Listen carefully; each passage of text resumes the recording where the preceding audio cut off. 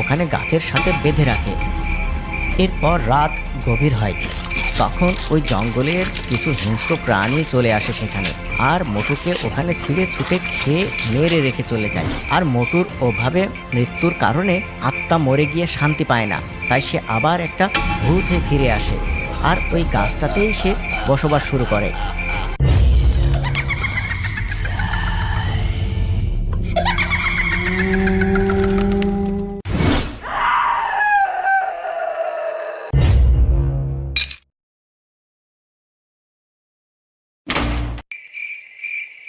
একদিন মোটু শহর থেকে বাড়ি ফিরছিল, আর বাড়ি ফিরতে বেশ রাত হয়ে যায়। আর রাতের বেলায় সে ফিরতে ফিরতে কোনো গাড়ি ঘোড়া না পেয়ে একা একা হাঁটতে থাকে। আর হাঁটতে হাঁটতে যখন একটা সে জঙ্গলের ধারে আসে, তখন সে বলতে থাকে, আরে এ তো দেখছি জঙ্গলের কাছে চলে